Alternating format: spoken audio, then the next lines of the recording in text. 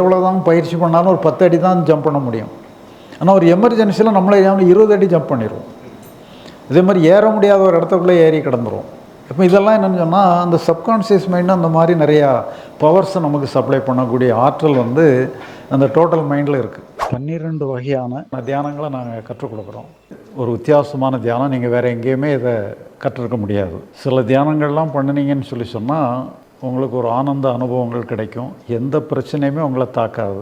ரொம்ப பவர்ஃபுல்லான தியானம். சிலவங்களுக்கு அந்த தியானத்தை பண்ணினா சிலவங்களுக்கு சில சித்துக்கள் சக்திகள்லாம் கூட கிடைச்சிது. நாளைக்கு என்ன நடக்கும், நம்ம இங்கே இருக்கும் பொழுதே சில மற்ற எங்கெங்கெல்லாம் உள்ள காட்சிகள்லாம் நமக்கு இங்கே தெரிகிற மாதிரிலாம் கூட சில சக்திகள்லாம் கூட கிடைச்சிது. ஏன்னா இதில் கொஞ்சம் லிமிட்டடாக தான் ஆட்களை எடுக்கிறோம், நிறைய கூட்டமாக எடுக்கிறது இல்லை. அதனால் நீங்கள் வாய்ப்பு இருந்ததுன்னா கலந்துக்கிடுங்க. அந்த காலத்தில் கூட சில ஒரு கிராமிய கதை கூட ஒன்று சொல்லுவாங்க. ஒரு திருடன், அது என்னன்னு சொன்னால் அவனுடைய ஃபேமிலி தொழிலே, அவங்க குலத்தொழிலே திருடுற தொழில். சில அந்த காலத்தில் அப்படிலாம் சில குடும்பங்கள் இருந்திருக்கிறாங்க, திருடுறதே குலத்தொழிலை வச்சுட்டு இருந்திருக்கிறாங்க. அப்போ அவன் திருடுறான், நிறைய இடங்களுக்கு போய் திருடுறான். அவன் சக்ஸஸ்ஃபுல்லாக திருடி நிறைய பணங்கள்லாம் கொண்டு வரான்.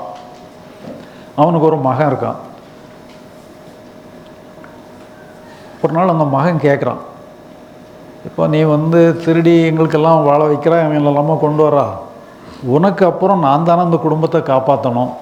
நீ எனக்கு இது வரைக்கும் என்ன திருட்டை கற்றுக் கொடுக்கவே இல்லையே, நீ என்னைக்கு என்னை திருடுறதுக்கு கற்றுக் கொடுப்பா? எனக்கும் வயசாகிட்டே போகுது, உனக்கும் வயசாகிட்டே போகுது, நீ எனக்கு திருட்டை கற்றுக் கொடுக்க வேண்டாமான்னு கேட்குறான். சரியாப்பா, நீ சொல்கிறதும் கரெக்டு தான். இன்றைக்கி நான் திருட போகும்போது உன்னையும் கூட்டிகிட்டு போகிறேன், நீ என் கூட வா, நீ திருட்டை கற்றுக்கிடலான்னு சொல்லி 2 பேரும் திருடுறதுக்கு போகிறாங்க. ஒரு பெரிய பங்களாக்குள்ளே நுழையிறாங்க. அங்கே ஒரு பெரிய இரும்பு பெட்டி இருக்குது.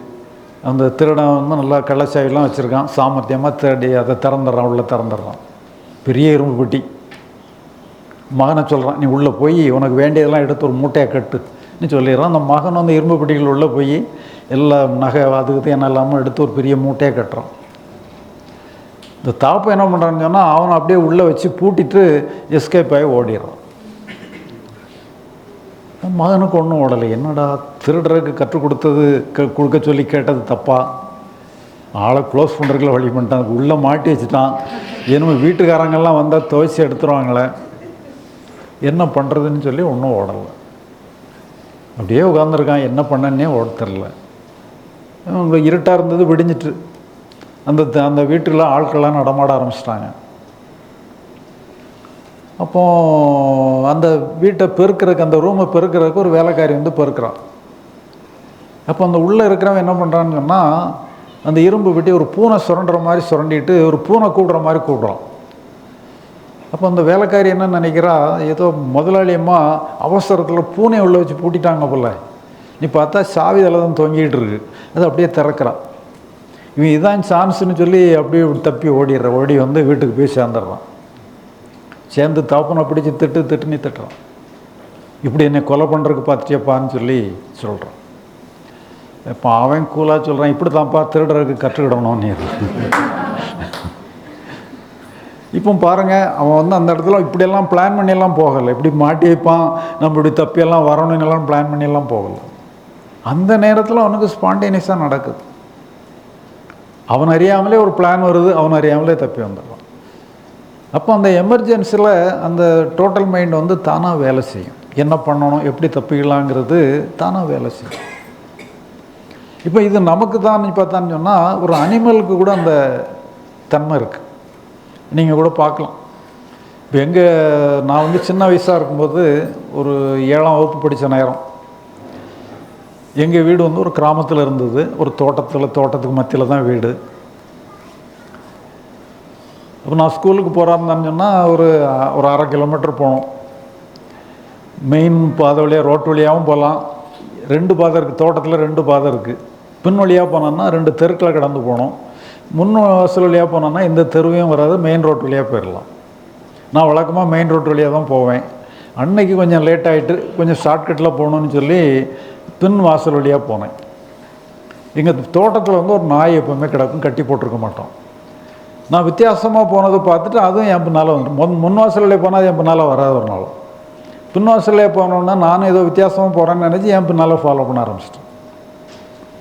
ஏன்னா அங்கே என்ன பிரச்சனைன்னு சொன்னால் தெரு வழியாக போனோம், தெருக்களில் நிறைய தெரு நாய்கள் கிடக்கும், நம்ம நாய் கண்டா விடாது. நான் இதை விரட்டி விரட்டி பார்த்தானே இது நம்மளை கேட்குற மாதிரி தெரில. அது என்னையை லீட் பண்ணிவிட்டு எனக்கு முன்னால் என்னையை கூட்டிகிட்டு போகுது. சரி வேறு வழி இல்லை, நீ பட்டு திருந்திக்கன்னு சொல்லி விட்டாச்சு. அதே மாதிரி முதல் தெருவை நாங்கள் அடையவுமே ஒரு 10-15 நாய்கள் அப்படி கொலை வெறியோடு ஓடி வருது. சரி நம்ம நாய் தொலைஞ்சுதுன்னு பார்த்தேன். ஆனால் அங்கே நடந்தது என்னன்னு சொன்னால் வித்தியாசமான ஒரு சம்பவம். இப்போ நீங்கள் வந்து ஒரு 10 வருஷம் கழித்து உங்கள் பழைய ஃப்ரெண்ட்ஸ் எல்லாம் ஒரு ஃபங்க்ஷனில் சந்திக்கிறீங்கன்னு வச்சுக்கிடுங்க. என்ன பண்ணுவீங்க? நீ நல்லா இருக்கியா, நீ நல்லா இருக்கியான்னு சொல்லி எல்லாரையுமே விசாரிப்பீங்க.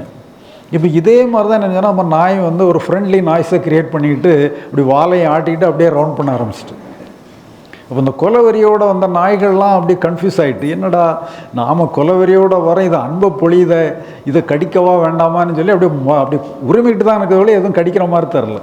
அப்படியெல்லாம் உரிமிட்டே அப்படியே ரவுண்ட் பண்ணிகிட்டே நிற்குது. இது அப்படியே ரவுண்ட் பண்ணிகிட்டே வந்தது. ஒரு கேப் கிடச்சிது. அந்த கேப்பை பயன்படுத்தி ஒரே எஸ்கேப் நம்ம வீட்டுக்கே போய் சேர்ந்துட்டுது. இப்போ இதெல்லாம் வந்து அப்படியே திட்டம் போட்டெல்லாம் சரி, ஒரு அனிமல்ஸுக்கே வந்து அந்த நேரத்தில் வந்து இந்த மாதிரிலாம் ஐடியா வருது. இப்போ இதில் என்னன்னு சொல்லி சொன்னால், இப்படி ஒரு டோட்டல் மைண்டுன்னுட்டு ஒன்று இருக்குங்கிறது நமக்கு தெரியல. நம்மளை அறியாமலே எமர்ஜென்சிக்கு நமக்குள்ளே இருக்குது. இப்போ இதில் தான் என்ன சொன்னால், நம்முடைய சப்கான்ஷியஸ் மைண்டுங்கிறது வந்து ஒரு ஹிடன் மைண்ட். அதில் உள்ள என்னெல்லாம் இருக்குன்னே தெரியாது. நிறைய பவர்ஸ் எல்லாம் இருக்குது. இந்த காஸ்மிக் மைண்டோட கனெக்டோடு இருக்குது.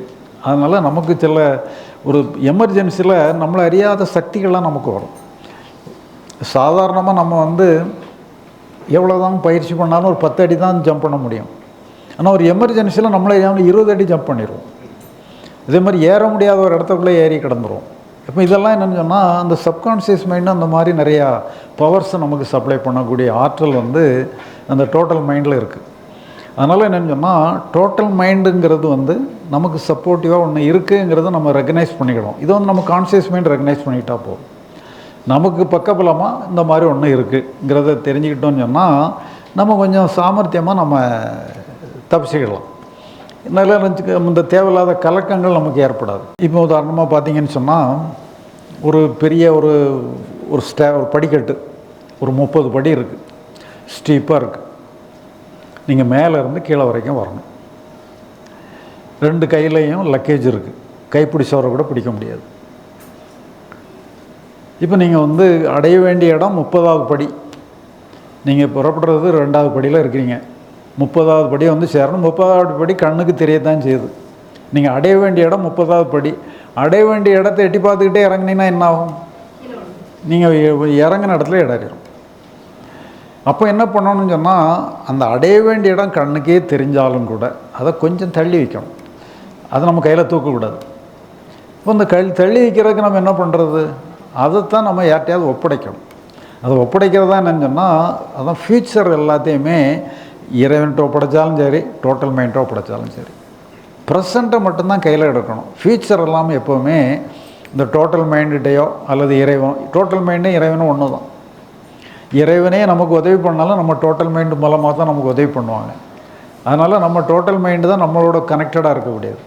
அதனால் அப்படி ஒன்று நமக்கு இருக்குங்கிற ஒரு உணர்வு நம்மளோட இருந்தோன்னு சொன்னால், நமக்கு எந்த இதெல்லாம் பிரச்சனை இருக்கோ அந்த பிரச்சனைகள் வந்து இப்போ எந்த செயலை எடுத்துக்கிட்டாலும் அந்த செயல் வந்து ப்ரெசண்ட் ஃப்யூச்சர்னு 2 அம்சம் இருக்குது. ப்ரெசண்ட்டு தான் நம்ம கையில் அவைலபிளாக இருக்குது, ஃப்யூச்சருங்கிறது நம்ம கையில் அவைலபிளாக இல்லை. அப்போ அந்த ஃப்யூச்சரை வந்து நம்ம அந்த டோட்டல் மைண்ட் கையில் ஒப்படைச்சிடும். அப்புறம் அப்படின்னா தான் ப்ரெசண்ட்டை நல்லா செய்ய முடியும். இப்போ இதை செய்ய வேண்டிய என்னன்னு சொன்னால், நம்ம கான்ஷியஸ் மைண்டு தான் அந்த முடிவு எடுக்கணும்.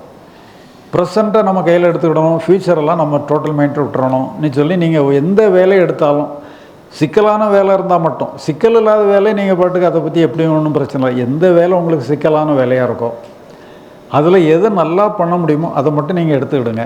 எது பிரச்சனையான பகுதியாக இருக்கோ அதை வந்து டோட்டல் மைண்டை விட்டுருங்க. அது பார்த்துக்கிடணும்னு சொல்லி 2ஆக பிரிச்சுக்கிடுங்க. உங்களுக்குள்ள பகுதி எது, டோட்டல் மைண்டுக்குள்ள பகுதி எதுன்னு சொல்லி 2ஆக பிரிச்சுக்கிட்டீங்கன்னு சொன்னால் நீங்கள் செய்கிற வேலையை நல்லா செய்ய முடியும். அப்போ நீங்கள் செய்கிற வேலையை நல்லா செய்யும் பொழுது டோட்டல் மைண்டு உங்களோட வந்து சேர்ந்துக்கிடும். அப்போ கான்ஷியஸ் மைண்டு வேறு, டோட்டல் மைண்டு வேறு இல்லாதபடி முழு மனதோடு நீங்கள் எல்லா வேலையுமே செய்கிறதுக்கான ஒரு வாய்ப்பு கிடச்சிரும். அதனால் வந்து கான்ஷியஸ் மைண்டுனா என்ன, டோட்டல் மைண்டுனா என்ன, இப்படி டோட்டல் மைண்டுன்ற ஒன்று இருக்குங்கிறத நம்ம ஐடென்டிஃபை பண்ணிக்கணும். ஐடென்டிஃபை பண்ணிக்கிட்டு அது எப்போவுமே அவைலபிளாக இருக்குது, அவைலபிள் ஃபார் அவர் ஹெல்ப்புங்கிற மாதிரி நம்ம எடுத்துக்கிட்டோம்னு சொல்லி சொன்னால் இந்த கான்சியஸ் மைண்டு வந்து செய்கிற வேலையை நல்லா பண்ண முடியும். 12 வகையான தியானங்களை நாங்கள் கற்றுக் கொடுக்குறோம். ஒரு வித்தியாசமான தியானம் நீங்கள் வேறு எங்கேயுமே இதை கற்றுருக்க முடியாது. சில தியானங்கள்லாம் பண்ணினீங்கன்னு சொல்லி சொன்னால் உங்களுக்கு ஒரு ஆனந்த அனுபவங்கள் கிடைக்கும். எந்த பிரச்சனையுமே உங்களை தாக்காது. இது ரொம்ப பவர்ஃபுல்லான தியானம். சிலவங்களுக்கு அந்த தியானத்தை பண்ணினா சிலவங்களுக்கு சில சித்துக்கள் சக்திகள்லாம் கூட கிடைச்சிது. நாளைக்கு என்ன நடக்கும், நம்ம இங்கே இருக்கும் பொழுதே சில மற்ற எங்கெங்கெல்லாம் உள்ள காட்சிகள்லாம் நமக்கு இங்கேயே தெரிகிற மாதிரிலாம் கூட சில சக்திகள்லாம் கூட கிடைச்சிது. ஏன்னா இதில் கொஞ்சம் லிமிட்டடாக தான் ஆட்களை எடுக்கிறோம், நிறைய கூட்டமாக எடுக்கிறது இல்லை. அதனால் நீங்கள் வாய்ப்பு இருந்ததுன்னா கலந்துக்கிடுங்க.